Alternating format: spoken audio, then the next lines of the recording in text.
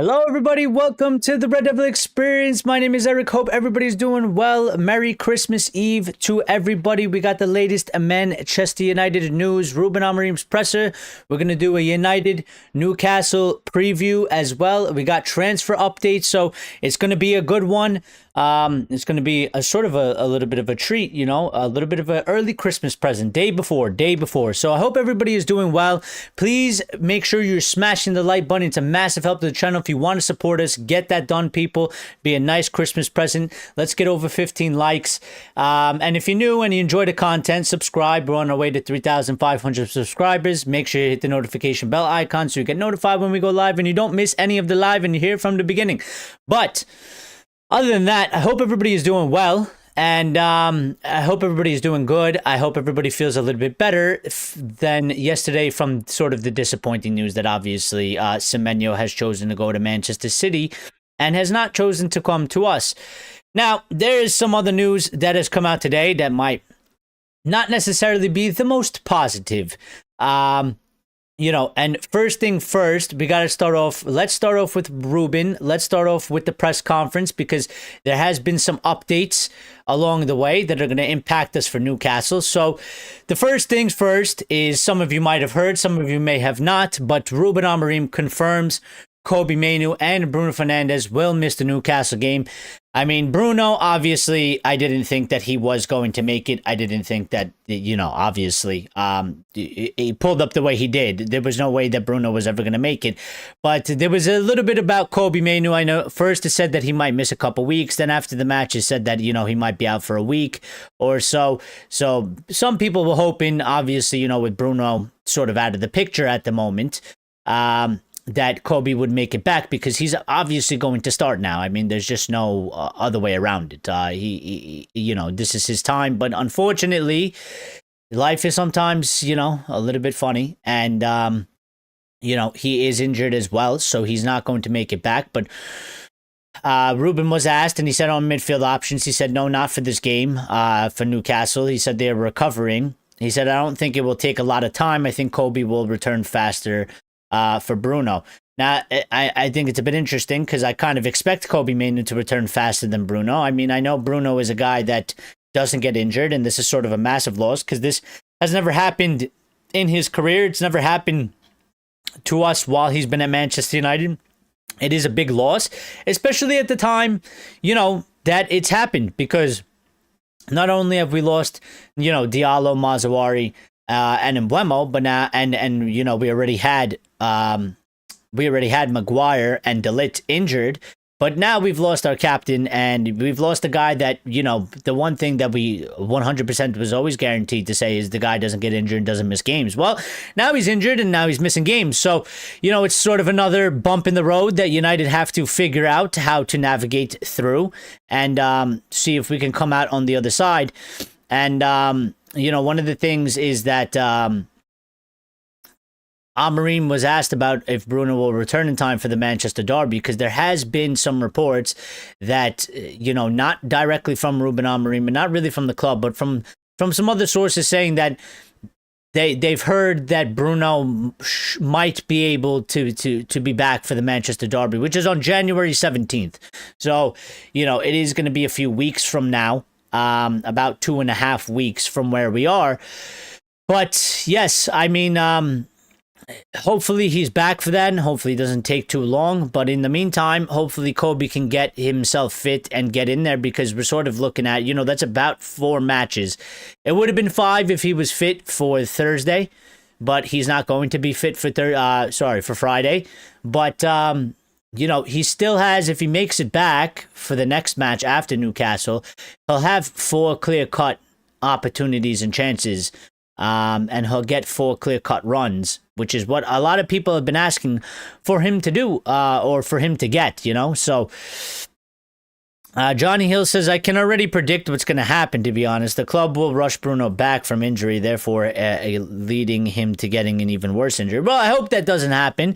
Now, I don't think that will happen, my good friend Johnny. I don't think that will happen because if you sort of look at how we've been handling injuries and sort of the approach to injuries, especially under Ruben, The club has been taking the very cautious approach. I mean, I think prime example number one is sort of Lisandro Martinez. I think another example is even Mason Mount. You know, when these guys have sort of the slightest of injuries, considering, you know, what's been going on with them, or, you know, they're not really forcing them. I think, you know, with Martinez, we're taking the light approach. I think with Mount, if he ever feels anything, you know, he doesn't start the next match and he only plays maybe 30 minutes and comes on as a sub. So I would hope that doesn't happen. I don't think it would happen. I don't really see the football club doing those types of things right now.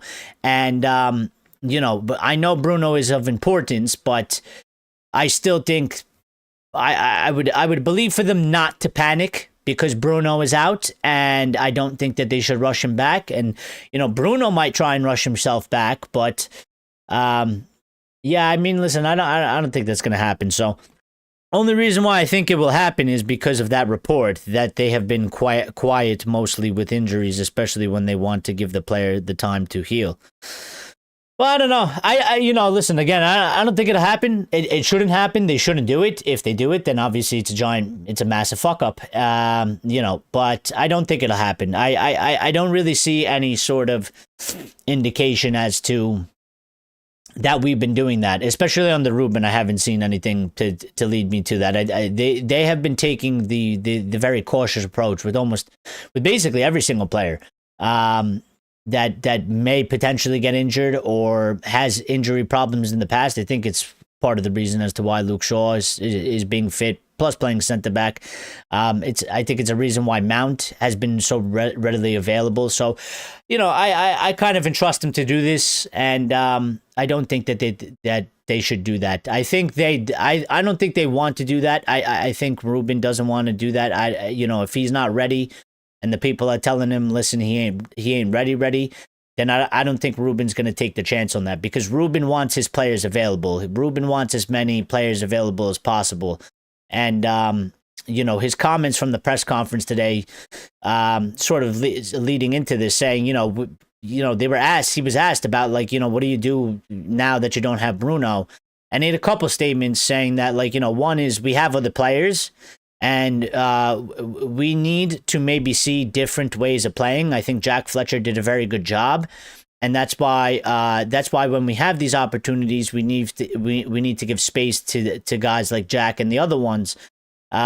He also was asked, you know, and said, how do you replace Bruno? He said it's impossible to replace Bruno. I think it is, because we don't have another player like Bruno. But he also said, but I said that this morning to the team. He said this to the team. He said, we need to take the good thing, if there is a good thing.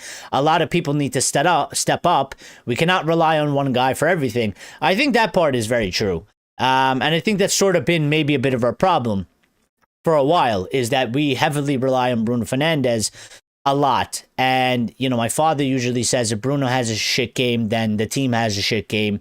And, you know, that's a problem. And it is a massive problem. And, you know, there's good and bad. Listen, he's one of our best creators. He's one of our best players. He's one of the players that have massive impacts on the pitch for us, time in, time out. But, you know, we can't be a one-man team. We need to be a team. So the absence in our captain, I'm going to be looking at the players in and around the pitch and the other positions in our team, that they need to step up. You know, this is the time to step up. You know, a couple of them, they're going to get opportunities. Maybe they wouldn't get if he was here and we were missing some other players. But, you know, this is what it's all about. It's time, you know, to step up to the occasion and, you know, sort of prove your worth a little bit. So I'm going to be looking for them to do that.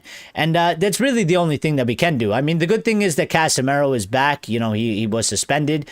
Positives from last time is that Licha played well in there. Now, with Kobe out, you know, I don't really know. There's you know, you could for me there's about three options maybe. You can drop Mount back and play Mount next to Casemiro. And Stephanie's here, says Merry Christmas, Eric and Chat Legends. Merry Christmas to you, Stephanie. How you doing? Hope everything is well with you and your family, and I hope everybody is doing well. Listen, I think there's a couple things you could do. Maybe you can take Mount, drop him back to where Bruno usually plays, and have Mount play next to Bruno. Mount next to Casemiro. I've seen some people say Ugarte and Cass is the way, but I would almost lean in the camp of maybe I'd go with Lisandro and Casemiro, because I think Lisandro played better than Ugarte.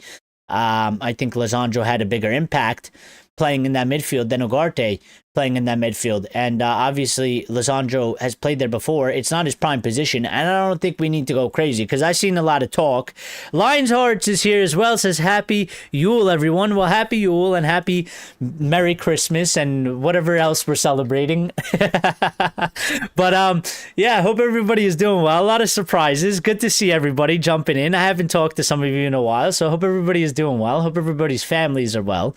But as I was saying, I've seen some talk going on in the fan base that now we're saying that Lisandro Martinez is going to solve our midfield problem, and that he is going to be the best sort of, I don't know, 6 in the midfield. And I'm like, the guy played one half and he played it well, and I was like, now people want to take our center back and put him as a midfielder permanently. Like, they've gone crazy. Listen, I think if we need to use him there, I think we can use him there. I think he can do it. Do I feel like he should be one of the answers, total final package answer? Like, we should permanently take him from center back and permanently play him in the midfield? No, we shouldn't do that. He's a center back. We bought him to be a center back, and he's been our center back. So he's going to stay center back permanently. In my opinion, that's what I would like to see. But considering what we got going on right now, we need to maybe use him there for the time being. And I think he can do a job there. I think he can. Is our butcher fit enough for the midfield? Well, that's also the other aspect, Lines, and it's a good question. And I don't think he really is. Because, again, like I was just speaking about with Johnny, we've been taking sort of the longer, cautious approach with all these players. So I think if you tell Lisandro, can you give me 70 minutes, 80 minutes? I think Lisandro will tell you yes. I think if you ask Lisandro, I need you to give me 200 minutes, I think he will try to do it. But from a, medical standpoint and analysis medical standpoint of, stress on the body and how many minutes and, how much running and, all that stuff, it seems like Lisandro can still only give us about 45 minutes. So I don't really expect Lisandro to start. So I don't think Lisandro being next to Cass is an option at the moment in time, because I just don't think he can give us more than 45. I don't think it's going to happen. I don't think they're going to allow him to play more than 45 still at the current moment. Now, maybe he gets to play 60. Maybe. And I think that's sort of the next step. 60, 65 minutes. I don't think he's really hit that yet, right? I think as far as my memory serves me correct, the most he's done is 45 at the most. And before that, it's been less than that. So I don't think he can give us those minutes. So it's a bit like, well, what's the point in starting him in that position if you're going to take him off at halftime? So maybe it comes on as a sub. And sort of the options that I see is you can go with Mount in the midfield next to Casemiro. You can start Ugarte next to Casemiro. Or maybe you go with a Jack Fletcher. Some fans would throw that out there and say, I want to see a Jack Fletcher out there. Now, I don't think per se Ruben's going to do that. I think probably the two most likely options is either Mount's dropping back in there, or he's going to go with the Casemiro Ugarte sort of pivot. And we'll break it down in a little bit more, because we're going to get into sort of the Newcastle match. But there's a couple other topics that I sort of want to hit along the way. So let me continue to update you guys. First, we're just getting rid of the Amorim sort of presser and his comments. He went on to say, after he talked about, it's impossible to replace Bruno, but this is the time for the team and players to step up. He also spoke and was asked about Jack Fletcher and Shea Lacey making their debuts. He said the behavior they showed during these weeks is really good. He said, I don't have that feeling that they think I am a little bit different because I have played for Manchester United. So he's saying, listen, the kids have shown good attitude. They've shown good mentality sort of in this build-up to them getting, their debuts. He's been assessing them after the debuts. He doesn't feel like their head has gotten inflated or now they have a massive ego because they've touched the pitch for United's first team, which is good. We want the kids to stay grounded. We want the kids to stay focused. We want the egos to not really be there, especially if you haven't really accomplished anything, right? We've talked about this a lot in the past, weeks or so. So that's good. I expect them to probably, get other opportunities again in this Newcastle match. I think it's just by default facto. With the lack of players we have, and they're not gonna. I don't expect them to start. If one of them starts, great. Is it my daughter has decided to wait? Oh, you erased it. Well, so the thing is, I don't expect them to start, right? But I do expect them to get some sort of an opportunity because if they don't start, regardless, we're gonna have to make subs one way or another, whether we're winning the match, whether the match is, in a draw, or we're losing the match. We're going to have to make subs. So, the list is quite thin in terms of players that might be ahead of them because they're seniors. So I expect them to get on the pitch again. I expect them to... my daughter has decided to ditch United. Ditch her.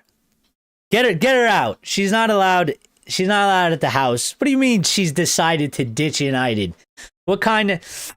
Well, all right, I'll put it this way. Is she ditching United for another team, or is she just ditching United she's not going to focus on them too much anymore? Because if she's leaving us for another team, she's got to be disowned, Lion. She's got to be disowned. If she's just low morale with the way the club is going, and she's decided that she's not gonna focus so much on this and focus on other things in life. Listen, I can't blame her. She's going over to Ipswich. That's the presents in the bin. That's what I'm talking about. No presents. You're going to Ipswich.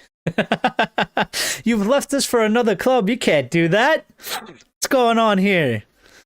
Mutiny, I say. It's a mutiny. Ray says, Merry Christmas, everyone. Be happy. It's that time. Yes, Merry Christmas, everybody. I hope everybody is doing well. Again, I hope everybody's families is doing well. Hope everybody is doing well. Please make sure I see we're doing well with the like button, so thank you for that. I appreciate it. And get involved. We got a poll running. I forgot to mention the poll, but get in the poll. The other day I had a poll running, and we had 38 people vote on it. But I had 10 likes, and I was like, it'd be nice if people voted and hit the like button in the same category. But, it is what it is. It is what it is. I care more about the conversation. But anyway, let's get through this. I need to get through this part because there's a lot more that we need to talk about. We're constrained for time, and I want to have a nice big discussion with all of you about other things and not just talk news. So, yes, so he talked about Jack Fletcher and Lacey, their behavior. He also said that I trust my players. I am confident that we can win any game. Of course, we have some problems, but I believe in the team. So, giving his team public confidence, as he should and as he needs to. There's nothing really else that he can do other than that. But hopefully it goes well. And we'll jump gears to Newcastle in a bit, but there's a couple topical things that we need to hit on, and one of them is this, and hopefully it pops up on the screen correctly. So this is one of the stories that has come out today. Obviously Kobbie Mainoo's future has been sort of a bit up in the air. It's been a bit unclear. And this has come out today saying Kobbie's future remains unclear as we near January, despite reports of him staying, because we did get some reports the other day that United are definitely now less inclined to let him leave because of the situation that's going on in terms of we are short on players. Bruno is now injured, et cetera, et cetera. So there was a report that they are even less inclined to let him go on loan. But this update goes on to say sources close to the 20-year-old's agency feel club are hindering his development by blocking a loan. Manchester United insist on keeping English international, pushing for a loan, growing frustrations arising. Which is one of the only bad things, I guess, that can sort of happen here is that, you know, I think it's been, listen, and again, I think the situation's been professional. I'm not blaming Kobe. I don't even blame Ruben Amorim. I think that both of them have their viewpoints. I think both of them are valid in their viewpoints. And I think this is just a situation that sometimes happens in football. And, you know, we sort of have to, something's got to give, and whatever gives, whether he starts more matches and he gets more opportunities here, maybe he breaks his way into more minutes, and maybe he's happy with that, or maybe we actually just send him on a loan. Something's got to budge here. Whatever budges, I think is fine. I'm not worried about a permanent transfer. I'm not. But yeah, I mean, listen, from the agency side, obviously, I guess they're doing their job and they're trying to look out for their player. And they may feel this way. But obviously, Amorim has his concerns, and he's looking out for the team. And it's not just about an individual. He's always made that quite clear. So the Gallagher hype is wild, says Andresito. Why? Well, I mean, if you're asking hype in terms of from the fans, I mean, it's what we do, Andresito, isn't it? I mean, any player that's sort of close to joining Manchester United that could be of decency. I mean, this is what happens in our fan base. We hype the shit out of everybody, right? Everybody and anybody. And if they don't come to us, then they suck. But listen, he's one of the options in the midfield. I did check, like, I did do this a little bit into his stats. This was a while ago. This was like months ago when it was first mentioned. And you know, there is sort of an aspect in that his game can fit sort of, you know, the system and could provide something, you know, a help. And it could provide something a little bit different. He is very good at pressing. He's very good at pressing. He's decently good at passing.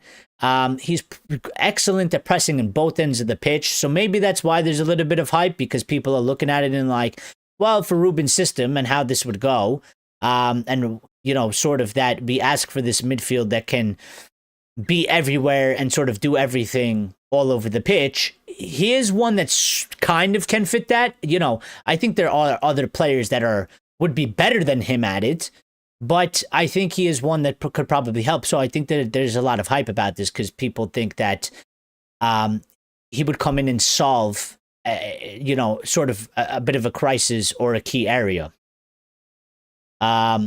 But yes, I was in tears. I would bet.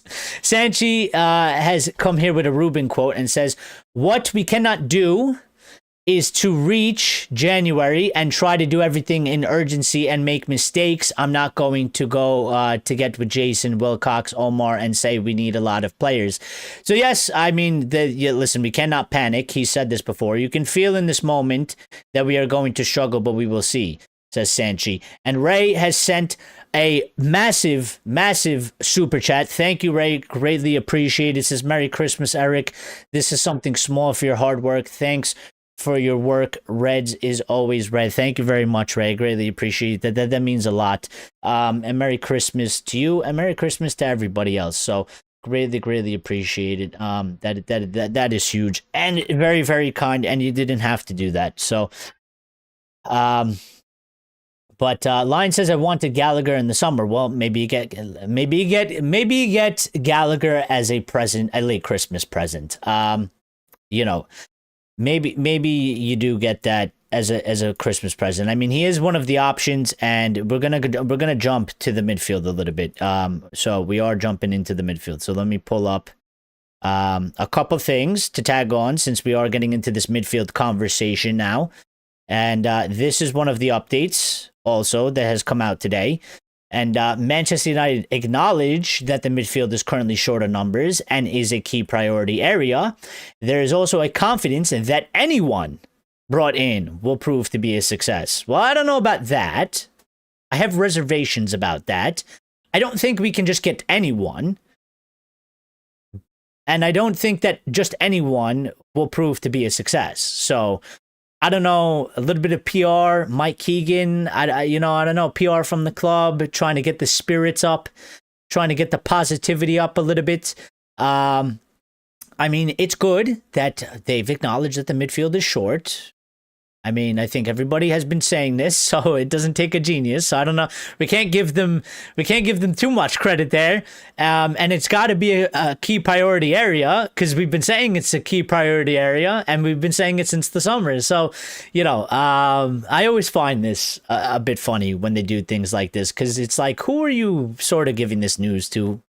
Are you giving it to the oblivious ones, the ones that don't really think for themselves too much? And you want them to clap like a happy seal. Yay. Yay. They acknowledge the midfield is currently short on numbers. Yay. Such good people. Such good people. No, but to me, listen, it's all about the action, okay? I think they already knew this. I think they're not stupid. I think they were quite aware of this. I think they took a gamble on it in doing what they did. And January is a time to sort of give us a push, rectify it a little bit. You might not rectify it to a massive extent. It's not Baleba, it's not Warden, but there's something that we could do out there, and we need something to help us. So go for it, do it. And Calvert-Lewin, I remember you wanted Calvert-Lewin. Yes, I do very much. But I'm still anti Calvert-Lewin. I'm still anti Calvert-Lewin. What have I done? Okay, now there's another update as I was going along that sort of goes hand in hand with exactly what we just said, and it also comes from Mike Keegan. So let me just pull it back up. Here is the other update from Mike Keegan. Goes hand in hand with the first update that he just said. Manchester United are prepared to fully support Ruben Amorim in the January transfer window. The club won't make reckless moves, but if the right opportunity becomes available, they are ready to act, whether that means a loan signing, a permanent deal, or potentially both. Now, I like this angle a little bit better, Mike Keegan, and I guess United people that are putting this out. I like this angle a bit better. We should be 100% prepared to fully support Ruben, and not just Ruben, but the team, the club as a whole. I mean, you're supporting the manager, you're supporting the club, yeah? In the January window. I'm not asking the club to make crazy reckless moves. I'm not asking the club to throw the entire plan out the window and go bust out 150 million and ruin our next summer and do something crazy. What I'm asking is, I think, just very fair and very normal in that there will be things that we can do. And your job is to identify something that's going to be good, that's going to help us for the rest of the season, like every other football club is going to do. Some clubs will spend bigger and some clubs will spend lesser. But I've seen United, I've witnessed too many January transfer windows where we do sort of, one signing and only one signing, and it might help a little, but it's not enough. And I think, considering some of the things that we've been talking about already for this January, there are different couple things. I think we should be looking to buy somebody. I think we should, if we can buy somebody and we can loan somebody in, go for it. They don't need to be 2 permanent transfers. They don't need to be 2 massive permanent transfers. They need to help us. I'm looking into this Ruben Neves thing, and I'm like, listen, for 20 million, a 28-year-old, I was like, it might not be a bad option. It's not something that's going to maybe have the impact that a Baleba might have, or a Wharton, or an Elliot Anderson, but it's something that we can use, especially with the way I'm looking at, Ugarte has been struggling. And I feel like I look at Conor Gallagher, I look at maybe somebody like Ruben Neves, and I'm like, well, maybe those guys could have bigger impacts in the matches for the rest of the season than maybe Ugarte's been doing. And it gives us another option as well, and maybe just something a little bit different to what we have in terms of between Mainoo, Bruno, and Casemiro. So I think we should be looking to do something like this, for sure. Lawrence Berry is here, says, Merry Christmas, guys. 2026 is going. Yes, Merry Christmas, and, we'll be live before the new year as well. So, but Merry Christmas, Lawrence. Hope everything is well with you and your family. Lucky is here, says we will play defense. Same Casemiro, Lisandro Martinez, Aiden Heaven, Luke Shaw back. Well, yeah, I think that's going to be. Listen, I'm going to get to that. We're going to do the Newcastle thing, okay? Lauren says to be it continued, is going to be a great red year. I hope so. I hope so. I hope so. And listen, new year, maybe new things arise, maybe new opportunities, you know, and sort of new life, as I would put it. So you celebrate Promit, Christmas, Diwali, wristband. We do celebrate a little bit of Christmas, not fully. Well, listen, if you celebrate Christmas, Merry Christmas. If you don't celebrate Christmas, we still tell you Merry Christmas anyway. It's part of the Christmas thing to do, you know, for the people that do celebrate Christmas. It's just, you know, it's a nice tradition that we do, that we just say Merry Christmas to everyone. We spread the joy. So, Ray says, can't stay in the middle of something. We be back on Boxing Day after the win. Good luck. He says, can't stay. I'm in the middle of something. We'll be back Boxing Day. Well, all right. Well, we'll see you Boxing Day. Thank you for stopping by. Thank you for the super chat again. And Merry Christmas, Ray, to you and everybody that you know. Line says, why is Luke Shaw all in lowercase, Lucky? It should be Shaw. Boy, okay. But yes, let's move on to the next topic real quick, and then we'll get into the Newcastle thing. We'll discuss the match, and we'll have sort of whatever you guys want to talk about. Today is for the people. Today is for, you know, whatever you guys want, in sort of the Christmas spirit, we give to the people. So the people will talk about whatever the people want. As soon as I finish these couple topics, I think we got like 4 more or so. So just to jump and piggyback on top of that update, here's the other update. Where Ruben Amorim discusses the possibility of signing new players during the January transfer window. He did his presser today. A interview came out with him on Sky today as well. So there was a lot of things from Ruben today. And he had this to say, where it was obviously much more in depth. And thank you, Sanchi, for the super chat. Says, is it okay somewhat to blame Amorim for Bruno injury? No rotation. Maybe. I'm gonna jump back to it. Actually, you know what? I'll answer it now. Maybe, but I don't know. It's a bit of a difficult one, Sanchi, because he's always played so much football, and he always plays a lot of football, and he's never really got injured. And you know what? Maybe because he's getting older in age, but you know, maybe there's a bit of blame on him for that. But again, like I said before, I mean, if you look at some of the other players, like if you look at Luke Shaw, if you look at Mount, sort of their recoveryness and being able to be fit and stay fit, and you sort of look like, you know, what the approach they've been taking with Licha and they've been taking with Mount, and they've been cautious. I don't know. I do feel like if there was sort of an indication in the data from the medical department that, you know, you are risking this, and he took that risk, well, then I think it falls on him. But we don't know that data. We're not privy to that information. And I think, listen, it's fair. You can make an argument and say, listen, he's not really rotating him. He's one of the players that, I think if you think out of all the players, he's obviously the one that he basically never gets subbed. So he's obviously the one that gets the least amount of rest. Out of everybody in the squad, he gets the least amount of rest, and now he's gotten injured. So I think you can make that argument. I think to definitively answer it, I think is quite difficult, because there's a lot of things that we just don't know about. I think you can make the assumption, you know, but for me personally, it's just like, well, I'm not really privy to sort of the data that they have off of what he's making his decisions off of. So I like to give him the benefit of the doubt and just say, you know, it's one of those things that just happens in football.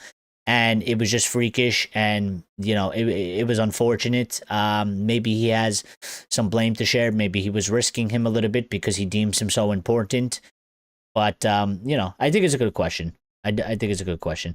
But I will get back to the chat. But let me hit this. So Ruben was asked, discussing on the possibility of new signings, new players during the January transfer window. He said, "We have space to have more players, but it is a very important thing in our club that we have a plan and we need to bring players that we know. It's hard to know for sure that everything is going to work, but we need to be certain of the players that we bring in. If we are not sure, it's better not to bring anyone and to work with the players that we have. That is clear for me." Wow. Maybe I should be different like so many managers, but that is my thinking. And I think it's the thinking of the board that we cannot do the same mistakes that we did in the past. And we need to survive these moments because we have players coming from international teams and from Europe. Now, I think on that, I think that sort of comment might not sit down with a lot of United fans well, in that he says, if we are not sure, it's better not to bring anyone and to work with the players that we have. To me, yes and no. Again, I don't think that I don't like that angle in terms of that. It sort of seems like it could be a bit of a cop-out to not do business. And obviously, Ruben might not be fully aware of, what we think and what we've seen the Glazers do at this football club. And, how they've sort of fucked everybody over in his position prior. Now, obviously, he's dealing more with Ineos, but obviously the Glazers are still there. They're still in the background. They still hold a majority. So there's a lot of untrust that is there that wouldn't be there if they weren't there. If the Glazers weren't in the picture, I think there would be a lot more trust in terms of this. And people wouldn't be like, well, it's Glazer-ish 2.0-ish. But I agree and I disagree. I think part of it is like, listen, I understand that there's got to be a plan. I talk about plans all the time, and you got to follow through plans, and you need a process and all that good stuff. And I just said, literally, we can't panic. We can't throw the entire thing out the window because now we feel like we need to do something massive, but we do need help. And there are things that you can do on a certain level. And there are things that can have impacts without destroying and derailing everything and just tossing everything out the window. I do understand what he means by that. We need to be certain of the players that we bring in. And I think we do. I think that's part of the process. And I also think that I do agree with the bit in terms of that we cannot make the same mistakes we did in the past. And I think, some people will say, and I've seen a lot of people online, a lot of fans online say, well, what are these mistakes? We haven't done anything in January. We haven't, I think the mistakes is quite clear in that we panic buy players. We might have a sort of plan. It doesn't go our way. And then we panic. We panic and we buy players. We buy players for ridiculous astronomical fees that we probably shouldn't pay. We bring in players that don't necessarily fit for what we need, but they bring them in because there is the pressure of the need to bring somebody in, to make the fans happy, to make the fans, feel good about the club. And we can't necessarily be doing that. They have to fit the project. They have to fit the plan. And unfortunately, I think sometimes, this one's a bit difficult to navigate because I don't want to give them a cop-out. I don't want to give them a cop-out at all. But unfortunately, sometimes just shit happens where we won't be able to get in the players that we need. And, I feel like a bit of a hypocrite if I'm telling them that you can't do these things, but then also at the same time, you gotta get in a signing. So I want to see movement. I want to see us attempt. I want to see us actually do things. In terms of prior, United have just sort of sat there and not really made any sort of movement. Even with the Semenyo thing, like I talked about it, I made a video about it yesterday. Like we genuinely were in for it. We actually genuinely pushed for it. We went for it. I can be encouraged by that. I can be okay with that. Like I'll be disappointed he's not coming, but I'm not mad at the club in terms of I'm just like, well, you just sat there and watched it happen. You just sat there and did nothing. That's to me is sort of a different angriness. So, Grace is here, says, hey, I'm not staying, but Merry Christmas to you, Eric, and everyone in chat. Well, thank you, Grace, for stopping by. I greatly appreciate it. Merry Christmas to you and your family. I hope you're doing well, and I hope everybody in your family is doing well, and thank you for stopping by and just wishing everybody a Merry Christmas and showing some love. I wish you could stay around, but you can't. So, come back around on Boxing Day if you can. We miss you, Grace. When you're not so active and you're not around. If you're busy, you're busy. But if we miss you, and we miss everybody. That comes and goes. But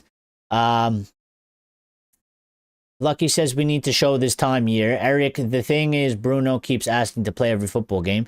Well, he's gonna do that. I mean, every player does that. Every single player does that. I mean, it's up to the coaching staff and it's up to the medical staff to make that determination. So, I mean, I trust him on it, and I think, listen, Bruno has very good fitness. It's excellent fitness. He's sort of a bit of a freak of nature in that extent, and I think it was just something that was unfortunate. Listen, I mean, how many years has he been here, and how many years has he done this where he literally plays all the time? He plays 90 minutes all the time, year round, does it for Portugal. It's always, and he's sort of always gone through it. So it's unfortunate it's happened. Maybe they do need to be a little bit more cautious because he is getting a bit older. And maybe he was able to get away with it for so long through his career. But as you get older, father time does catch up to you. So maybe they got to be a little bit more cautious. Maybe Ruben does have to sort of look to, at least, listen, maybe take him out every 15 minutes and not play him 90 minutes. You know what I mean? Take him out every 75th minute or something like that, or on a more consistent basis, so that these things don't happen. But I want to talk about who would win in a fight between a polar bear and a gorilla. We will do that at the end, I promise. If everybody sticks around, we will do that, I promise. Bruno Fernandes has B1 take the game. Okay. Both in a United top, obviously, so we keep it on topic. Well, that's even better. Lawrence says, if Ruben had played Kobe more, no Bruno injury. Well, listen, we don't know that for 100% fact. You could say likely, yes. More likely, yes. But he could have still got injured. Maybe he got injured, and maybe would have got injured a different way. And maybe he would have still had this injury. I don't know. It was a bit weird. It was a tissue issue, as we've deemed it on this channel. So, Andresito says, I think that's where his experience shines. Conte, like coaches, would never say something like what? Oh, where his inexperience shines. Are you talking about this that's up here? Well, listen, he is inexperienced, and he might say things or do things that isn't going to work. I don't necessarily hate him for that, because I knew that's what we were getting, So I kind of expect that to happen along the way. Now, if that bothers you massively, and you don't really want to deal with this inexperience, I mean, that's fair play to you. But for me personally, it's never bothered me, because I always just I know what we're getting, so I know what's coming. I know, his highest level was Sporting in the Portuguese league, and then playing good in the Champions League. I mean, how experienced is he going to be? So sometimes he'll say things and he'll do things that won't work out. Grace is just taking the time out. I got family around, so the last thing I want to think about is football. Fair play, Grace. Fair play, Grace. As long as you come back. Listen, I don't care. But I know life is crazy sometimes, and United is a bit much at times, and sometimes it is a bit depressing, and it is very hard to deal with on a constant basis. Trust me, I know. I have to be here to do the shows, okay? Sometimes I don't feel like doing it, but I feel like I have a responsibility to the channel and to the community, so I show up. But if people need to take mental breaks, if people need, they got things going on in their life that it's busy, listen, I understand. As long as you always come back. As long as you come back, then I can't be upset and I can't be mad, and I never will be. But it was good to hear from you. Josh Xerxes. Okay, wait. You got to give me something. Lucky with substance, man. I don't know. It's that. Who would win in a fight between a potato peeler and a cheese grater? I think. Oh, I don't know. It's a good one. Then they just cancel each other out. cheese grater all day, says Lions. All right, relax. We're going to save that for the end of the show. Hold on. Let's get through these. Please and thank you. All right, next one. Here's the other midfield update. I hope that popped up correctly because I can't see. So another update. Now, the source I'm not 100% sure on, okay? But he's not the only source to put this out that they quoted. And this has been talked about in the past, like, sort of a couple days. So several clubs are showing strong interest in Manuel Ugarte. Lyon, Napoli, and Galatasaray are pushing for a loan move. Marseille, Aston Villa, Newcastle, Juventus, and Atletico Madrid are also keen. Manchester United are open to selling for around 45 to 50 million pounds, which is a bit crazy because I don't think we'll get 45 to 50 million pounds. But you are seeing what United are trying to do in terms of, if you look at the Xerxes sort of loan thing going on. Yes. I mean, they are trying to get about 40 million euros or, whatever it was, pounds or something like that, which is, they're looking to do deals. Maybe we don't get this money up front, like it's an immediate buy. But what they are trying to do, and I think this is going to help us massively later down the road, and this is going to maybe potentially help us for the summer, and these are things that we should be doing. A player like Xerxes, he hasn't been here too long. This is his second season. Ugarte is the same. And they, Barada did say this once upon a time, and maybe we're starting to see it now in terms of, listen, first year, you got a settling in period. Try your best. Second year, you got to show us that you're going to, improve, and there's a reason to keep you. Otherwise, we're going to look to move you on. And maybe this is what we're sort of seeing now. With players like a Xerxes and maybe like Ugarte. And I would lean more specifically towards Ugarte because, his time here hasn't been great. I think Xerxes started off bad, did good, and now it sort of went back down. But I think maybe for Xerxes, it's just a bit different in terms of he doesn't really fit for Ruben, and he was bought for Ten Hag, and so they got to pivot on that.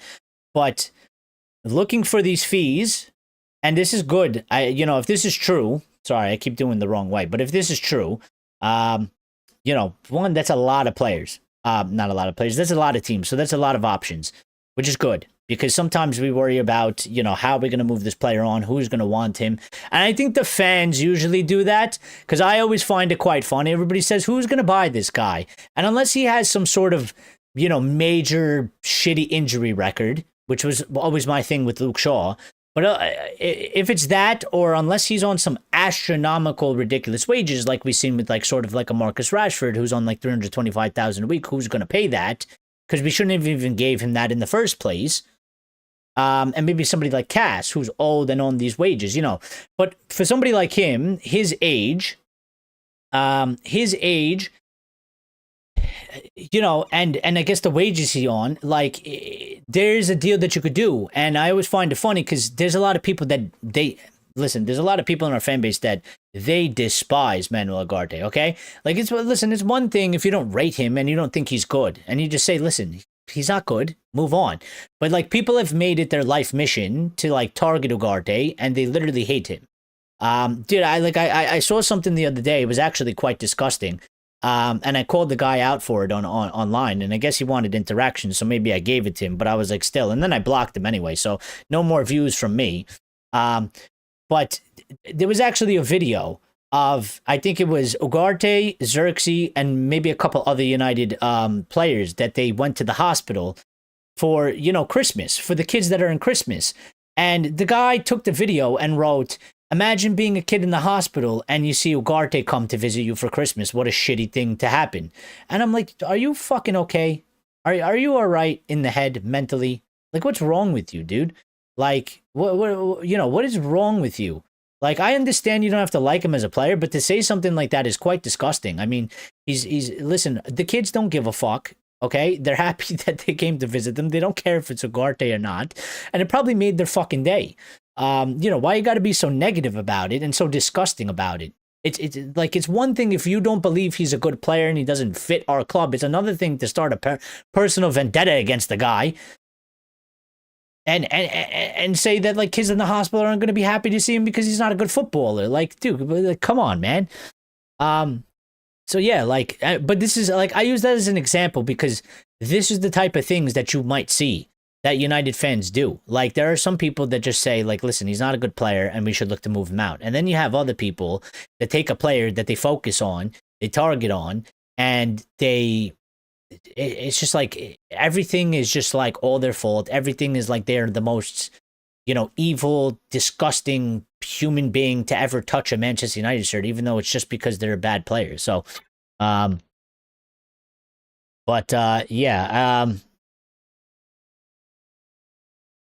the electric one, says Lions. Napoli, why don't the owners just buy our club? Well, listen, I mean, again, I think for Napoli, I think they're sort of a bit smart in terms of that. What they're doing is obviously people that are maybe they're decent, maybe they struggle in the Prem a little bit, but if you're getting Premier League players and you're pulling them to Serie A, I think you're winning. I've told how many times have we talked about playing in a different league, especially if you're comparing the Premier League to the Serie A. It's in my opinion, it's way easier to play in the Serie A. So, I think they're smart. I think they're trying to poach people that aren't maybe necessarily working out from England. A lot has to do with us, because I think we've signed the wrong players and we need to move players out. And Conte had a thing about this the other day, and I think Conte was actually totally wrong. I mean, I seen Conte say, like, we got Scott and we got Rasmus, and he's like, you have to ask why they weren't playing so much at United. He was like, we've obviously seen something, and he was like, look at how they're playing now. And I'm like, but what are you talking about, Conte? I was like, they fucking played a ton. They played a ton. And I was like, again, Conte, I would tell you, it's two different standards, two different leagues, and maybe one day you end up here, and then maybe one day you'll actually understand what goes on, and the pressures. Because it's one thing to do it at Napoli, it's another thing to come do it at United. So, I don't know, but we'll see. Gallagher, Ugarte loan swap with an option to buy. Well, maybe that happens. I don't know if they'll could make it easier. Would it be directly? Those things don't tend to happen in terms of it's a direct swap. But listen, they are looking to get rid of Gallagher, and we might be potentially looking to get rid of Ugarte, and we are technically looking to bring somebody in. So, I think that maybe something like that could technically indirectly happen in terms of we get Gallagher. I don't think that the deals will be conjoined, but they would be two separate deals, but maybe that could happen. But I mean, I hope this is true in a certain way, in that, there is all this interest, because that means that we can actually, we'll just have a better opportunity of making things happen. Right. And sort of, be able to do this. For me, I am one that I sort of see it as, listen, I don't really hate the guy. I just think that, I had some hopes for him, but I think I've seen enough, and I don't think he's necessarily terrible, but I just think that we need something more than him. Yeah, I think he's a bit, the way I view Ugarte is he's a bit incomplete in terms of the player that we need for the middle.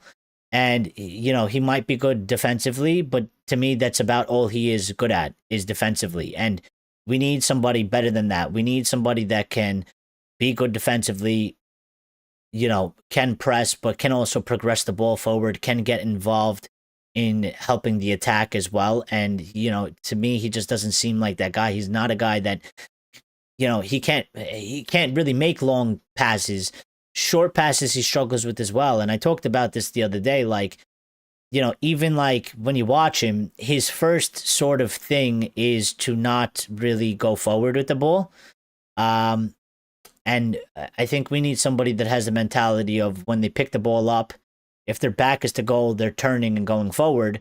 And if they're facing forward, they're going to dribble with the ball forward and then, make the plays. He doesn't really do that.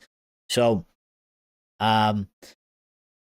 we'll see. I think it's interesting. I think it's interesting to see sort of if this is what's going to start happening in United. I would like it to happen, because I think, one, it's going to sort of save us money. And I think it's definitely a clear shift in the direction for Manchester United in terms of, we're bringing players in. And if you're not showing, signs that there's progress or improvement, or that you're gonna like, be what you thought you were gonna be here, then we're gonna move you out and we're gonna get somebody else in, which is what, specifically City, but other teams have done, and it's something that we haven't done.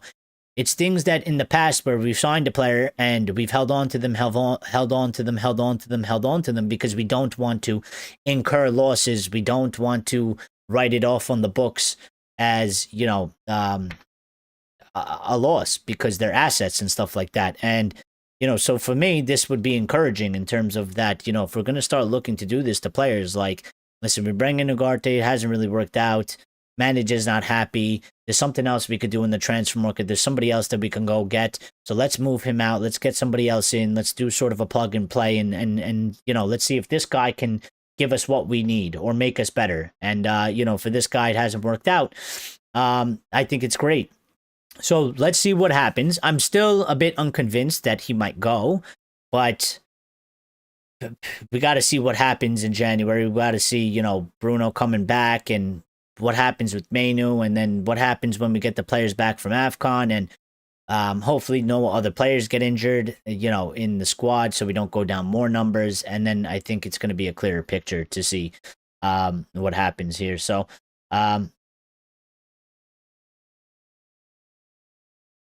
that's not good. Our kids love to see celebrities. Of course they do. Of course they do. I mean, these people are just a little bit, I don't know what's wrong with them. Wishing them a Merry Christmas. Football Raise Money Hospital. Yes. I mean, one day I would like to do a charity stream if, we're big enough, and raise money for all types of, kids, children that are in need, families. That would be great to do one day. So hopefully, this is why I'm trying to get the channel as big as possible, so we could do things and give back to people and give back to the community. So, it's not just, it's not just about being famous or something. I don't really want to be famous.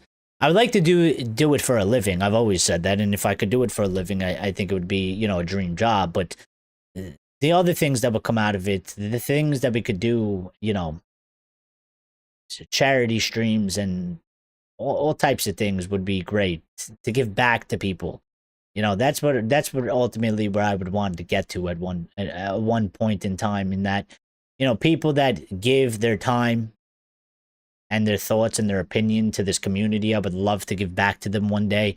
And then other people out there, and give back to them, because there's always a lot of people out there struggling. And I feel like if you're in a position that you could get to help people, I feel like you should, because listen, some money that might not matter too much to you might make a massive difference to somebody's life. You could change somebody's life with that sort of stuff. So hopefully one day we get there where we can make massive impacts like that. But yes. Lucky says, Eric, I want sources to see Ugarte orders to leave 37 million. Grace says, charity stream, you don't even pay your mods, get your rep up. Well, that's what I'm saying. That's what I'm saying. One day. one day. Listen, one day, hopefully I do need to pay the mods. Hopefully it's so crazy that I actually need to pay the mods, okay?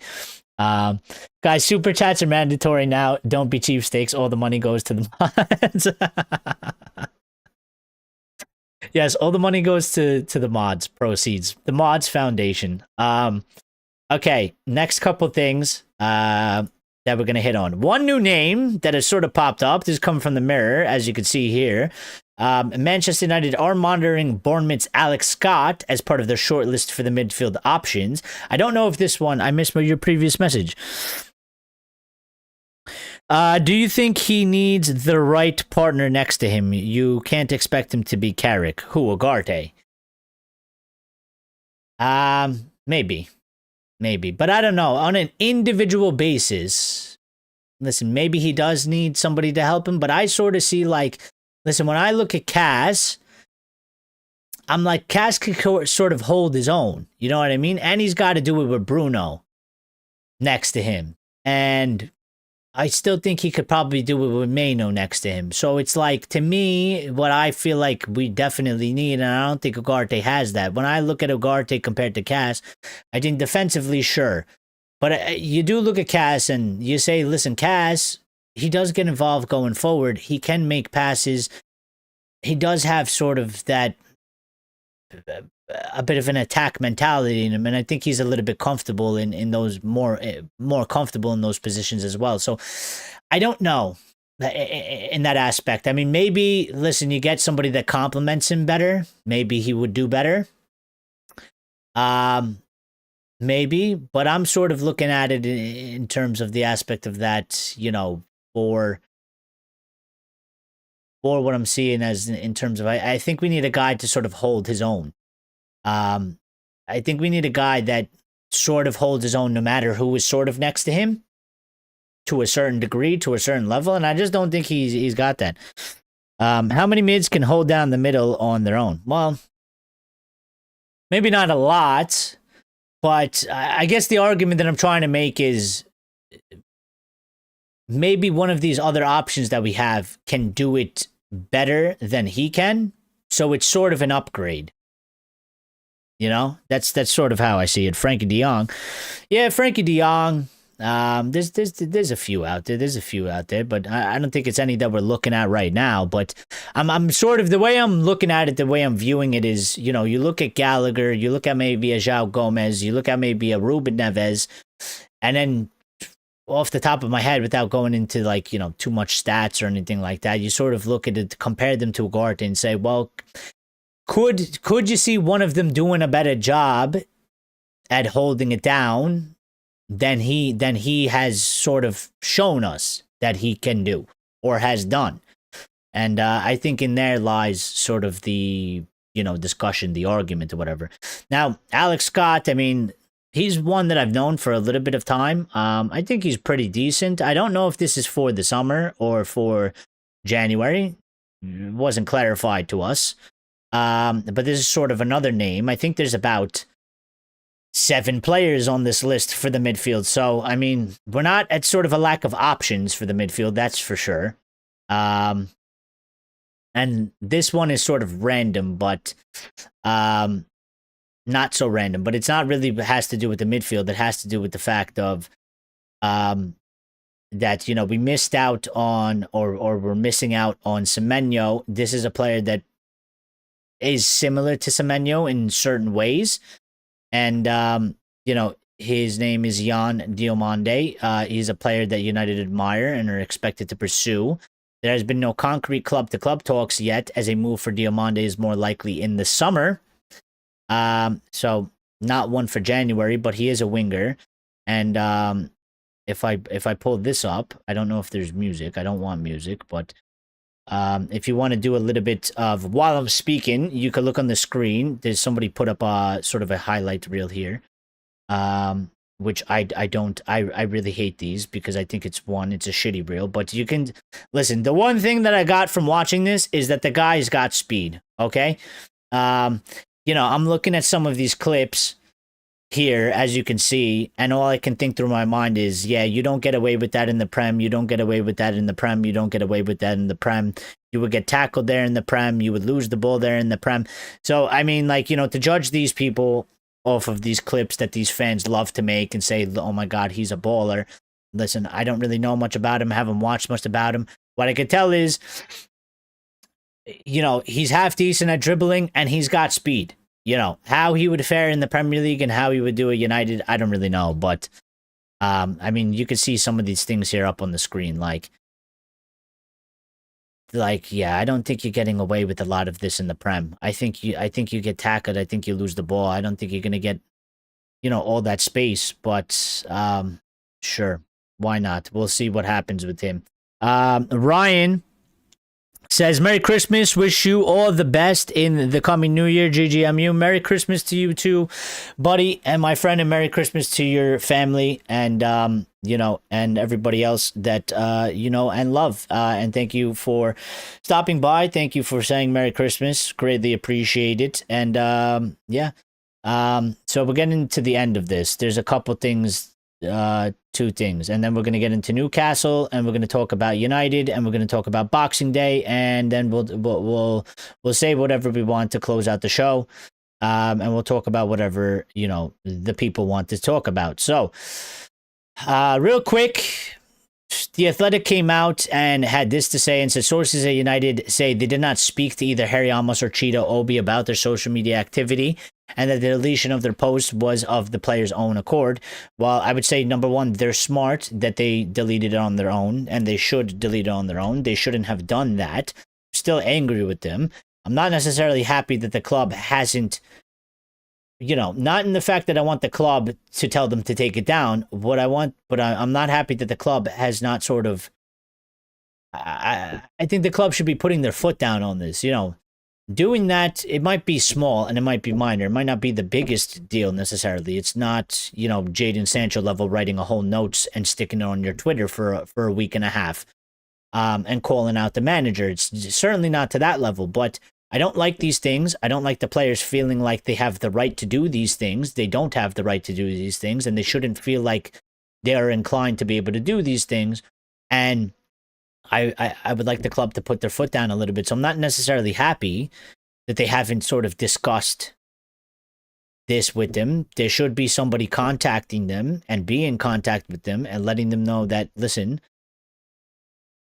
you can't really be doing things. And if you do it again next time or something happens to this degree, you're going to get punished for it. So I'm not too thrilled that they haven't sort of addressed this. I think it should be addressed. I mean, I would address it. If I was in charge, I would address it in some sort of way. I'd be getting in contact, or I'd be having somebody getting in contact with these two kids and be like, listen, there's ways to handle it. That's not appropriate, and don't do those things in the future. Otherwise, there will be repercussions. I'd let them off with a warning, because the young guys, I don't think it was like anything, dastardly bad, but,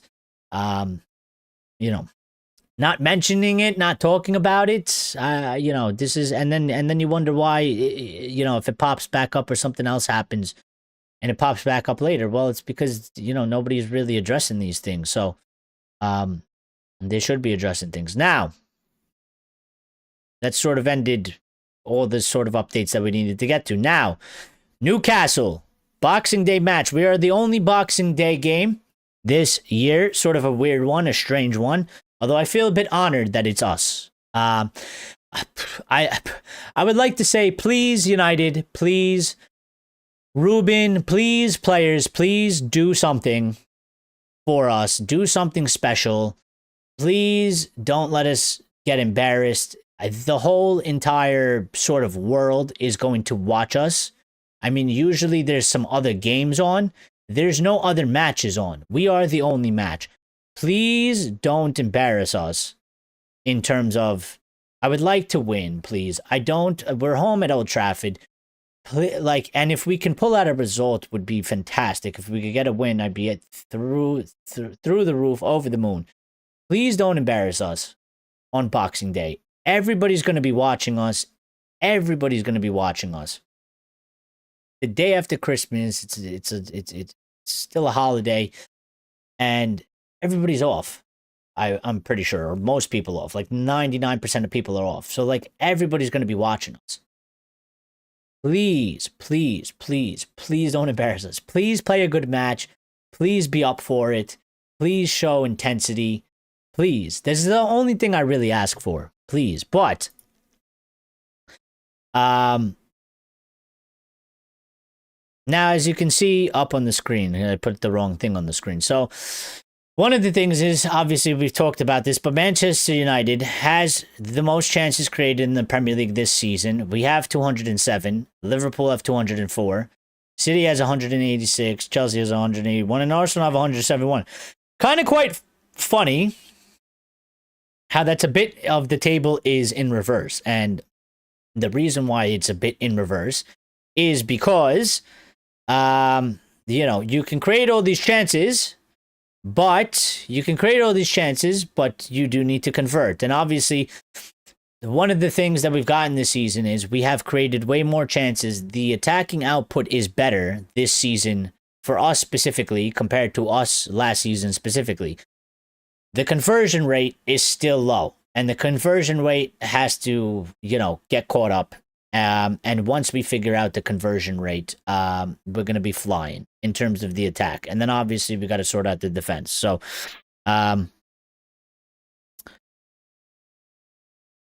Sanchi with another super chat. Thank you, Sanchi. Greatly appreciated. Says Bruno injury is on Ruben, 0 rotation. Well, if you feel that way, then it's on him. I mean, I don't really know where to put it down to. I've said on both sides. I think you can make that sort of argument because no rotation.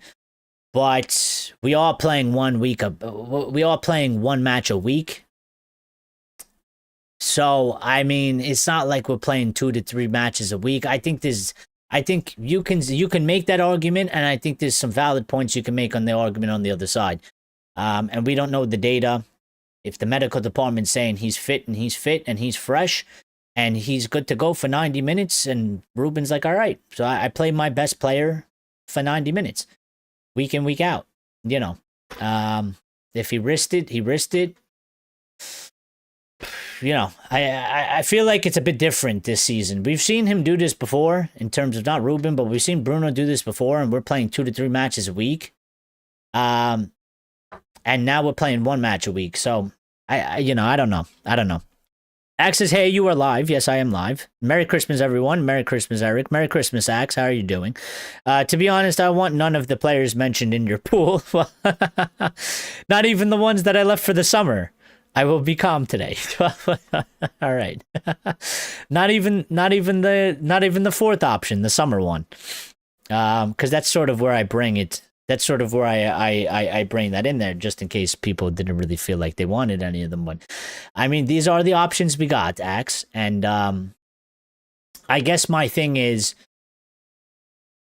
based out of the options we got going for us, the ones that look most likely that we're going to do, you know, not the one that your heart desires the most, but out of the ones that look like is on our plate, the ones that can happen, the ones the club seem intent on going for, if you had to pick one, you know, what would you pick? That's sort of the thing.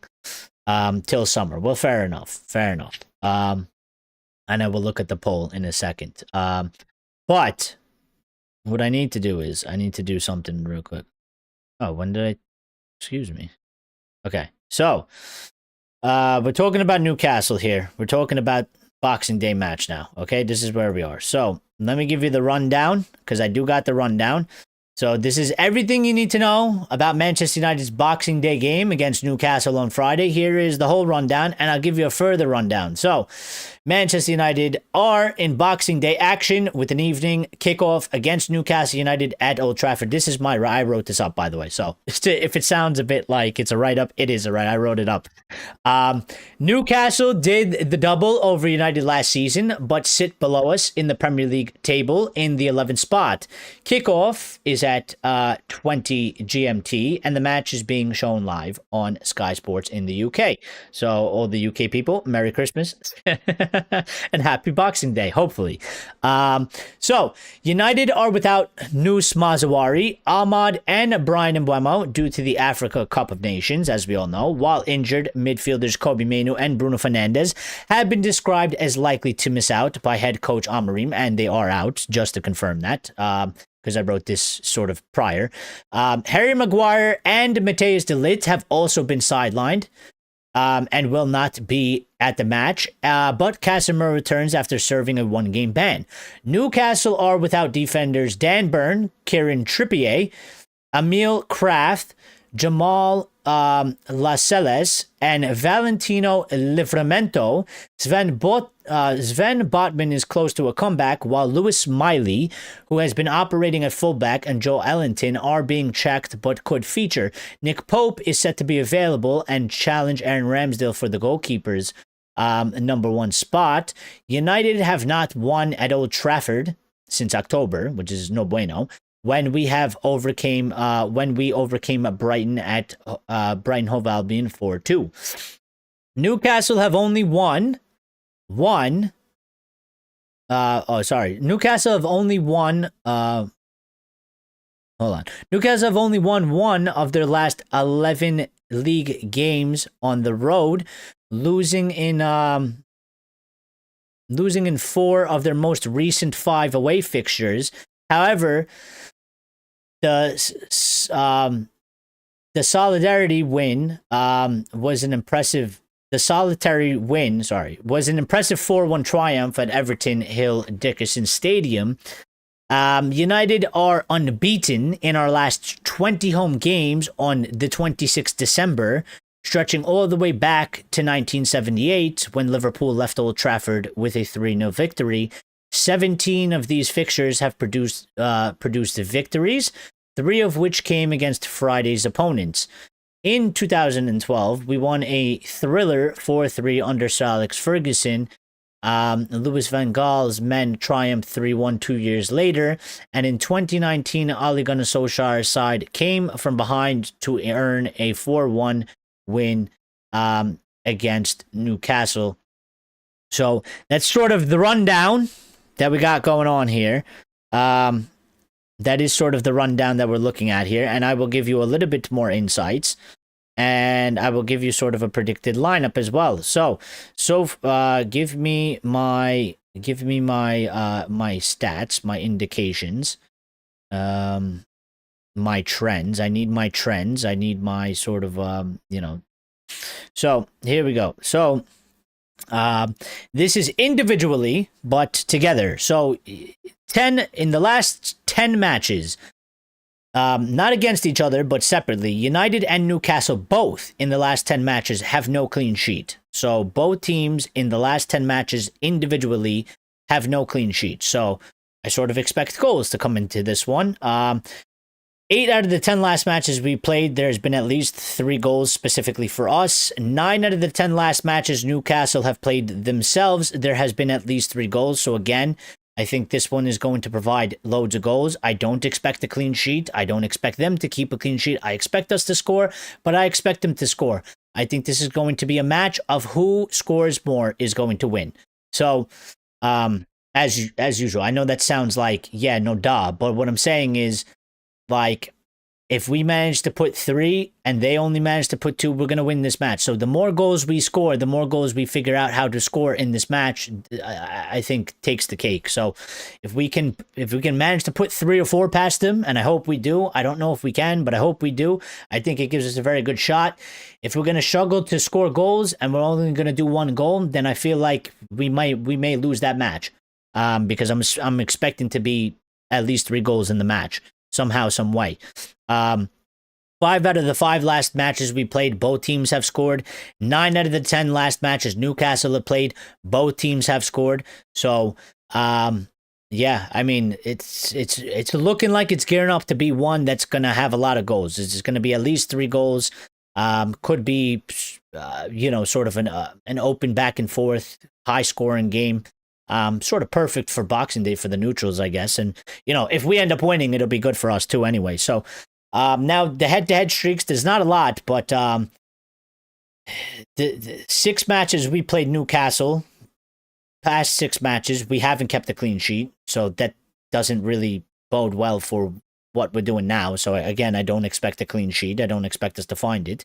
If it happens, I'll call it a Christmas miracle, but I don't expect for it to happen, especially with, what's going on defensively in terms of there's no De Ligt, there's no Maguire. We got Lenny, who's a bit out of form, but we need him to play. There's no Maz. We got Aiden Heaven back there, and we got Luke Shaw. So it's not the strongest defensive line. Although hopefully Cass will help us defensively a bit more because he was missing last time and now he's back. Also, 5 out of the 6 last times that we've played Newcastle, they have scored the first goal, which is also sort of not a good indication for us because they also, individually, 8 out of their last 10 matches for themselves, they have scored the first goal. So, and we're not keeping clean sheets. So that's not really good because we don't need United to concede first. I would prefer if United concede second, if we are going to concede, and all things sort of trend towards we will concede. But I think we need to concede. We need to score first. We cannot concede first. If we concede first, it's sort of like the Villa game. I expect us to be up for it. I expect us to be challenging. I expect us to have a good performance like we did in the first half of the Villa game, where we were on the front foot, where we were controlling the match, and we looked like the better team. I expect us to do that. If we concede the first goal, it's just going to make our jobs way, way harder because Newcastle is going to be away. They're not going to be as open. They're going to make life more difficult for us if they take the lead. And we don't need that. So what we need to do is we need to score first, 100%. And then we need to go and score another, 2 goals on top of that, maybe even 3 to secure the victory, because I expect them to score at least 1 with the possibility of them getting 2. So I think it's going to be a high-scoring match. And, yeah, I think we need to look out for that. And as I mentioned, there's a bunch of players injured or missing for both teams, so they don't have their strongest team necessarily either. Predicted lineup, obviously, I think Lemons will go in goal. I think Lenny's going to start, Heaven's going to start, and Shaw's going to start in the back. I expect Delo to be playing at right wing back. I expect Casemiro to be in that midfield. And I expect Dorgu to be playing at left wing back. And for me, the middle, I don't know what's going to happen. Again, I think either Mount drops back into that position. Maybe we get surprised with Lisandro Martinez or Ugarte. So that person next to Casemiro, I got too many question marks. I can't really figure it out. Me personally, I would either go with either putting Mount in there or Lisandro in there. If Lisandro can give it to us, if we can use Lisandro without risking him, I would put Lisandro in there. If we can't risk Lisandro, I would maybe drop Mason Mount back there, and then I would look to put in maybe like Joshua Zirkzee or something. Joshua Zirkzee, or maybe maybe one of the kids in one of the 10s. And then obviously Cunha and Sesko is going to play. I expect Sesko to start. I expect Cunha to play 100%. And Mount's going to start one way or another. So, yeah. And then we'll see where we go from there. So, where's the poll, by the way, that I had? So, the poll that we had, 20 votes. 20 votes. Do we have 20 likes? Or did you guys leave me hanging? We don't have 20 likes? No 20 likes? Why do we always get more poll voters than people that like the videos? Why can't we have this saved?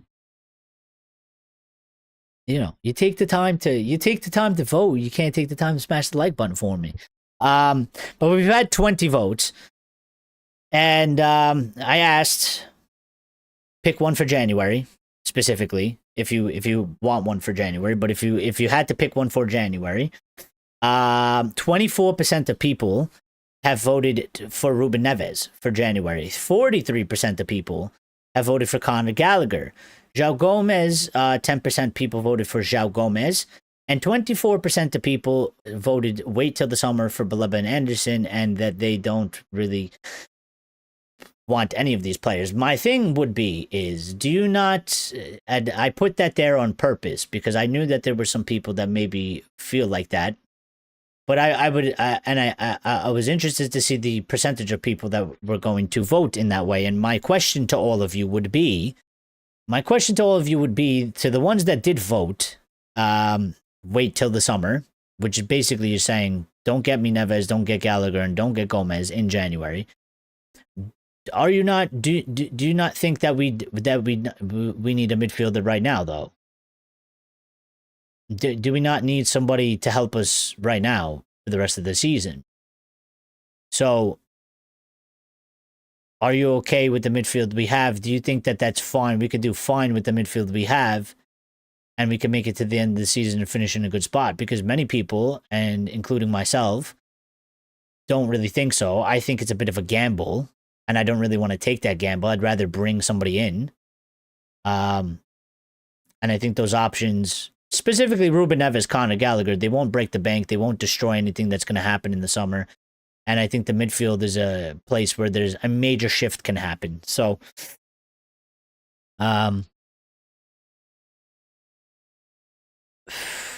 you have no hopes. You know that Amorim is the Grinch. Well, again, we'll see what happens. I think that we have an opportunity to do so. Especially because we're home. I was a bit encouraged by the Villa thing, because I thought with the run that Villa was on, and seeing how our team is like, sort of decimated to a certain point, and we're at such a lack of options. To go have that performance in the way that we did, I mean, I thought there was a possibility we might get smacked up like 3-0, considering that they were on a 9-match winning streak. And, they're up above the table against us. Newcastle aren't that great. They're below us. It is a 6-pointer, but we are home and we are at Old Trafford, and we do need to win, and we need to bring back the wins, and we haven't won.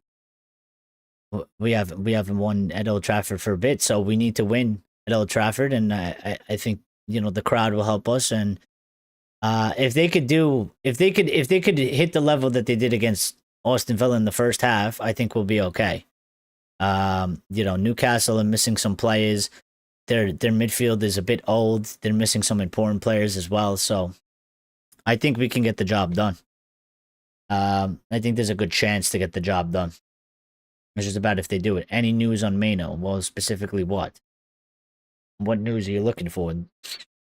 He's injured. He's not going to make it for the Newcastle match. He should be back before Bruno. Amorim said that he didn't want to disclose the exact return date or how long Bruno's really going to be out for. I guess because it's sort of a because it's a see as you go type of thing, and maybe he'll be back a little bit earlier, or maybe he'll be back a little bit sooner, a little bit later. And also, I think he likes to try and keep a bit of surprise, curiosity, whatever. If we have to play a little bit different because Bruno's not there, and then when Bruno is sort of ready to come back, maybe opposition can't prepare properly, or they prepare in a different way. So, he didn't give the exact date for Ruben, but for Bruno, but there have been reports saying that there's a possibility he's back for January 17th, which is the Manchester Derby. So we'll see as we get closer. We'll obviously know. Kobe, not available for this match, but I think the hope is that he'll be available for the match after this match. So, and I think he should, because I don't think his injury was that major. I always felt like, listen, he got injured on that,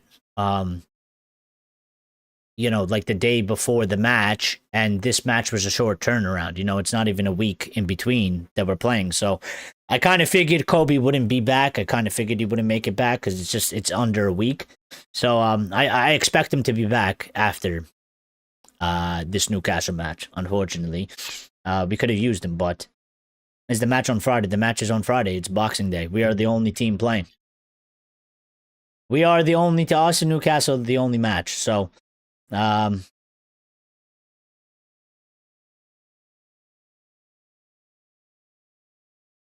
shitty options won't compensate for a shitty squad.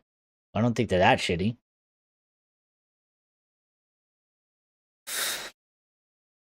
I mean, again, like I was saying before, I view it as, listen, Ruben Neves or Conor Gallagher, or maybe even a João Gomez, or maybe somebody else. I look at what we got right now, and I say, well, can any one of those three do a better job than Mainoo Ugarte has been doing? And if the answer is yes, well, then that's an upgrade. And that could make some sort of a difference for us. And plus, they all have a little bit of different abilities. I mean, Conor Gallagher is quite good of a presser. That could help in the midfield. Ruben Neves has, good passing, and he's a defensive mid. That could help us in different ways. And João Gomez is sort of like a 6. Like, he can do a little bit of both. So I think I'd rather do something than do nothing, but it's got to make sense. And I think out of these sort of options, they're not the ultimate fix. And obviously the ultimate fix will come in the summer. When we can do the deals, when the players are willing to do the deals, and when the clubs are willing to do the deals. And we got to take what we can get for now. And I think that some of them, they're not that bad. I don't think Conor Gallagher is that bad. And I don't think Ruben Neves could be decently good. I don't know what his level's at, but I think he could be decently good. So, I think for January, for a January signing, for something that, you can add to the squad that can potentially help you, I'd rather do that. I'd rather get one of them in. I'd rather do that than say, let's not get anything. Let's just go with what we got, and then we'll wait till the summer. Because again, there's no guarantee in the summer. Just like how we just lost Semenyo to City. Well, the same thing is going to happen between Wharton and Elliot Anderson, 110%. Like, we might not get them. If we don't finish in Champions League, we might miss out on them because we can't give them Champions League, or we can't give them Europa. We can't show them that, well, we're improving. There's process to this, or there's an improvement to this project. Because if we don't finish in a European spot, well, we just did the same thing twice in the same season, and the other teams have something to offer them, which is why we missed out on Semenyo, because he's chosen the place that he believes he can win the most trophies, and obviously they're always in the Champions League. They're never not in the Champions League, and they've won the Premier League in recent times. So we need something in January now to help us, to give us a push so that we can get the best possible finish. And that way, maybe we have a little bit more to stand on. In terms of Baleba, I'm not too worried about, because Baleba seems to be in sort of the same camp as Cunha and Mbeumo. He seems to just like United generally. He doesn't really care too much if we're in these sort of competitions right now. He wants to come and play for United, and he wants to, help push the club forward. So I'm not really worried about him. But if you think like Elliot Anderson is the guy, or you think Adam Wharton is the guy, and you would pick one of them over Baleba, well, there's the issue of that we can potentially miss out on them, because if we can't offer Champions League, or if we can't offer at least Europa at the very minimum, if we can't offer European football and be like, look, we're in Europa, it's not Champions League, but if you come to us, we're going to make the push for Champions League next season, help us out, and maybe they agree to it. But other than that, yeah. So, whoever's still here, I'll open the floor to you guys, and whatever you guys want to speak about, now is the time, and get in there, and we'll talk about whatever. I think one of the things was that Lions wanted to talk about who would win in a fight, which is between a gorilla and a polar bear, and they're both wearing United kits. Lauren says, Merry Christmas, guys, and Happy Red 2026, but I guess I'll see you all in the aftermath and a big Old Trafford win against Wolves. Well, listen, we're going to be live for the, if you're not around, you're not around, but and Merry Christmas again. But we will be live for the Boxing Day. I don't know if I'm going to do a watch-along. I'm going to figure that out tonight. So, if we do a watch along, obviously you'll see it up. You'll see it up for like an hour. We'll be live like an hour before the match kicks off, so you'll see it live. So if we're there, we will. In fact, if anything, I'll announce it in the Discord, and I'll also make a community post about it. So that way, you can go to the channel. You should see a message if you're interested, and I'll let you know if we're going to be doing a watch along for the match. If we're not doing a watch along, we'll certainly be doing the Red Devil recap on Boxing Day. So if you're around, obviously come say hi and get involved. And yeah, I mean, but other than that, if you're not, we'll see you when we'll see you. And everybody have a Merry Christmas. Everybody enjoy tomorrow. Tomorrow we obviously won't be going live. So plan surely in defense, shut down, have Christmas next to Lisandro Martinez beneficial, some intent, says Lucky. Yeah, I mean, to me, they just got to do sort of what they did in the first half versus Villa. I think the second half we dropped the level, unfortunately, and I think it's because we lost Bruno, and I don't know if we're going to be able to do the same without Bruno, but we talked about it in the beginning of the show. Now is the time for the players to step up. Now is the time for people to take their chances and their opportunities. Now is the time for the rest of the squad to show up and sort of prove their worth. Like, you know, we can't always rely on one guy. We can't be a one-man team. And now is the opportunity for these guys to, like I've been saying for quite some time, step up to the plate. You know, now is the time to step up to the plate. Now is the time to show that, you know, we got some sort of a team that can compete without, you know, when we're down. And we need them to step up. You know, I'm looking for these players to step up. So we'll see what we get out of that, because, you know, if it goes very poorly, obviously I'm going to be very disappointed in the fact that, you know, they're going to let us down. And we have some things in our that are going for us. We're home. We should be able to use the advantage of Old Trafford and the crowd. And, you know, I would say to the players, go out there and give us a Christmas present. You know, give all the fans around the world, the United fans, give us a Christmas present. You know, give us a win, give us something to be happy about, give us something to celebrate, give us something to be proud about, give us something to be positive about at these times where it's looking a bit bleak and we're a little bit sort of feeling a bit panicky and we're not feeling so confident because we're missing a lot of players, and, you know, we've lost our captain and we're a bit worried in this aspect. So, you know, go out there and do that. Reese Moore youth team. Well, yeah, I don't know about that, but just real quick before we pop out, if nobody wants to say anything else, I will just double check the internet. Obviously, Amad Diallo just played, and he did score a goal, and he played very, very well. So that's very, very good to see for our one of our guys at AFCON. He started off on a good foot. I think Buemo is playing right now, so we'll see what he does. And Maz obviously already played very early. Kobe won. Not Kobe. Ahmad won man of the match as well for Ivory Coast versus Mozambique. So we're missing him, man. And hopefully we get him back soon, because apparently Mbuemo has gotten an assist for Cameroon against Gabon. So both our players are doing well.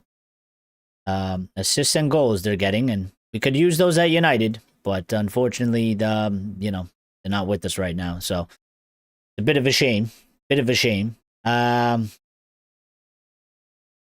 But yeah, so that thing about Bruno is that United are apparently hopeful that Bruno will return from injury before their clash with Manchester City on the 17th. In the meantime, he is set to miss Newcastle United match, the Wolves match, the Leeds match, the Burnley match, and the Brighton Hove Albion match. So he's going to miss these 5 matches at the very least. Hopefully he's back for that derby, the derby match. We're gonna need him in that match for sure, 100%. We're gonna need everybody.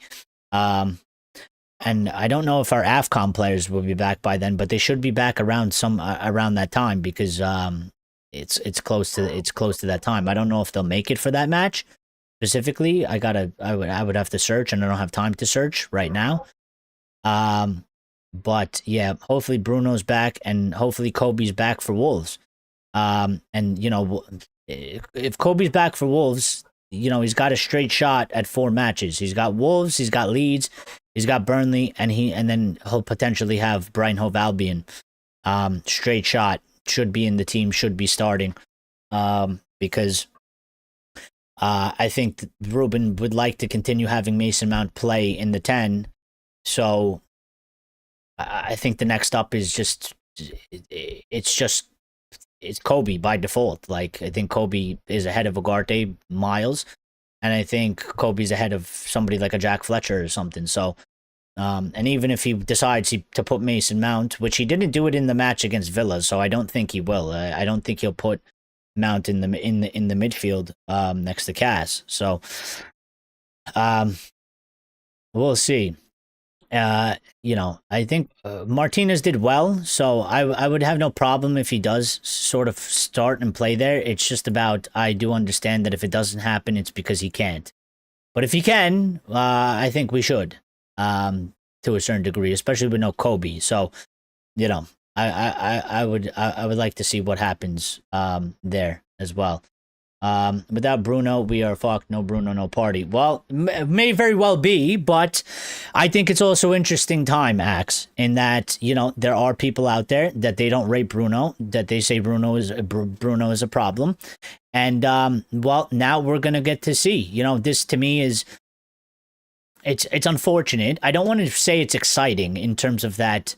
Like, I'm not happy that he's injured, but sort of these things have been taken out of sort of everybody's hands, and we're forced into it. So now we get to see what we look like for an extended period without Bruno Fernandes, and we can finally get some answers. Are these people that are Bruno haters, Bruno doubters, right? Or are they wrong, like other people have been arguing, that they say, listen, he's very important, and without him, we would struggle massively. Well, we're going to find out. And, you know, once Kobe's back, this whole thing that we've been having with this discussion, we're going to see 100%, aren't we? Because he should get 4 games on a run out. He should get way more minutes. He should start, in my opinion, and I think he will start. And we're going to see how that goes. We're going to see how that goes. You know, Mainoo playing next to Cass in a midfield too. Many people says he can't do it. It doesn't work well with him there. We'll find out. So I'm excited to see these things play out so that we can get a clear understanding and a clearer picture, you know, of some of these things that have been debated quite heavily in the fan base. And then hopefully sort of a bit of the dust settles in the fan base and we don't have to continue to argue about ifs, ands, and buts. We have a more clear sort of direction and understanding. Can you show Mozambique on the map? No. Somewhere in Africa. I don't know where it is. Lyle would be able to tell us if Lyle was here, because he lives in South Africa, so that's his thing. But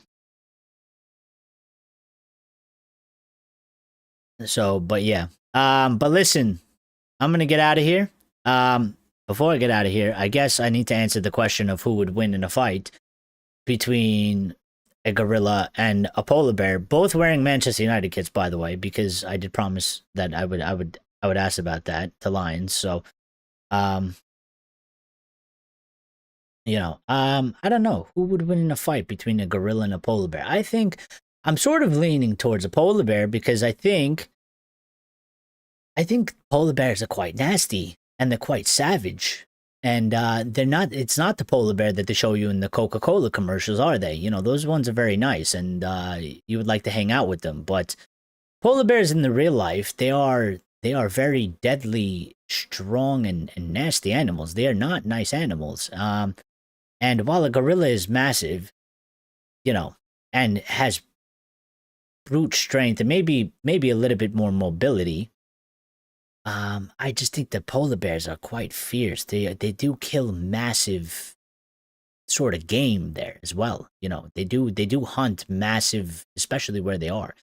You know, seals, and I think they even go after like some whales and stuff like that. Dolphins for sure. So I'm leaning towards a polar bear for sure. But I don't know. You know, I don't know. Axe says, oh, most probably a polar bear. I think so. I think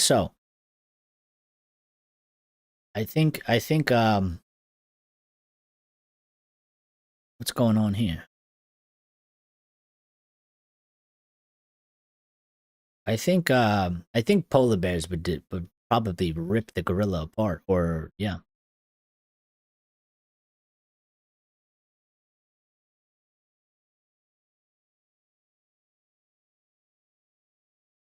Because I can show Ivory Coast, but not Mozambique. I don't know.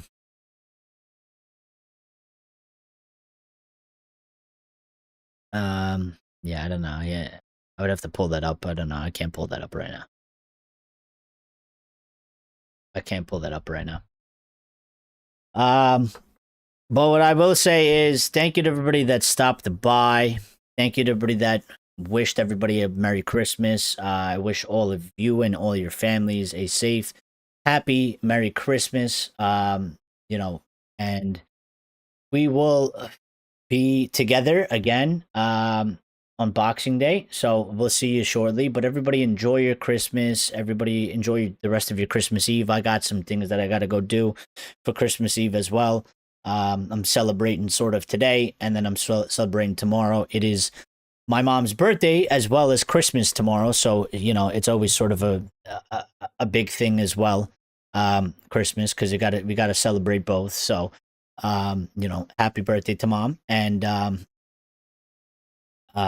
you know, and just, you know, everybody else that celebrates Christmas. If you don't celebrate Christmas, we still wish you Merry Christmas. It's what we do. And, you know, if you celebrate something else, well, enjoy the holiday season anyway. And, you know, enjoy with your family and be good and stay safe out there. And, you know, take care of your loved ones. And, you know, if people haven't been, if there's been a bit of an exchange in the family, you know, maybe not, maybe around this time is a good time to maybe try and put past some of your differences and you know, reconcile a little bit, because you know not everything is all happy days everywhere in the world, and you know people do have these problems. So maybe look to do that, you know, because nothing lasts forever, and you don't want to leave it till it's too late or have any regret. And you know, so we got to move on. And Axe says, "Happy birthday to your mother, man. May you have a beautiful party." Thank you. Greatly appreciate it. And I will let her know that the community and the chat wished her a happy birthday. So, I just did a quick search, by the way. So I just looked up who would win in a fight between a polar bear and a gorilla. Yeah, just to get a couple points. So, polar bears weigh anywhere from 900 to 1,500 pounds, up to 2,200 pounds. Yes, it's in pounds because I'm American. Deal with it. They stand 8 to 10 feet tall on their hind legs, and I forgot that they can stand up on their hind legs. So a silverback gorilla typically weighs 300 to 500 pounds and stands about 5.5 to 6 feet tall when upright. The polar bear is often 3 to 5 times heavier, giving it overwhelmingly mass to absorb blows and pin or overwhelm the gorillas. So yeah, I think literally just based off of that, I think the polar bear would destroy the gorilla, because it's massive compared to a gorilla. That's and a silverback gorilla is like the biggest gorilla. So yeah, I think we'll leave that up for the AI. I don't think we should test this out in real life, because we don't really want to do that to the animals, right? We'll leave it up to the AI to make a video about it. But yeah, I think a polar bear. It also, I guess it would depend where they fight, right? Because of the environment. I mean, polar bears are in the snow, gorillas are not in the snow. So where is the you know, where is the arena? Is it like a neutral thing? Can we do half snow, half like jungle? You know, how do you make that fair? I don't know. But I don't know. Now I'm just waffling. I'm just saying things that doesn't matter. But yeah, again, listen, everybody, have a happy Merry Christmas. Be good, stay safe, enjoy, celebrate your families, and we'll see each other on Boxing Day. We'll be back again, and hopefully we'll be here ready to go with United, giving us 3 points and a win. I wish you guys all the best, and take care until Boxing Day. See you guys later. Be good.